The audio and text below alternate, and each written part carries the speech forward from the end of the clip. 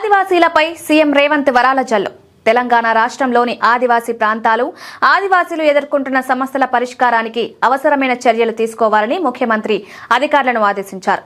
ఆదివాసీ సంఘాలు ప్రజాప్రతినిధులతో doctor BR Ambedkar రాష్ట్ర సచివాలయంలో ముఖ్యమంత్రి సమావేశమయ్యారు. ఈ సందర్భంగా ఆదివాసీ సంఘాల ప్రతినిధులు విద్య, ఉద్యోగ అవకాశాలు, రోడ్లు, రవాణా, సాగు, తాగునీటి వంటి పలు అంశాలు, సమస్యలను ముఖ్యమంత్రికి విన్నవించారు.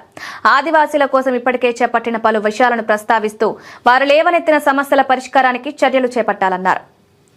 కొమరం భీం జయంతి, వర్ధంతిలను అధికారికంగా ఉత్సవంగా నిర్వహించాలని, అందుకు అవసరమైన చర్యలు తీసుకోవాలన్నారు. ఐటీడీఏ ప్రాంతాలకు జనాభా ప్రాతిపదికన ప్రత్యేక కోటాలో ఇందిరమ్మ ఇళ్ల కేటాయింపుకు చర్యలు తీసుకోవాలన్నారు. ఆదివాసీ రైతుల వ్యవసాయ బోర్లకు సోలార్ పంపు సెట్లు ఉచితంగా అందించేందుకు చర్యలు తీసుకోవాలన్నారు. ఆదివాసీ గూడాల్లో తాగునీటి సమస్య తలెత్తకుండా చర్యలు తీసుకోవాలన్నారు.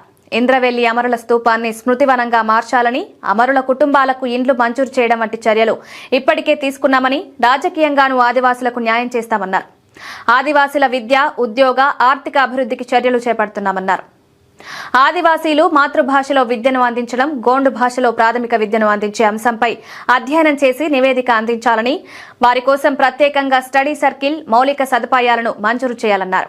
విదేశాల్లో చదువుకునే ఆదివాసీ విద్యార్థులకు ఓవర్సీస్ స్కాలర్షిప్లకు సంబంధించి పెండింగ్ బిల్స్ క్లియర్ చేయాలన్నారు.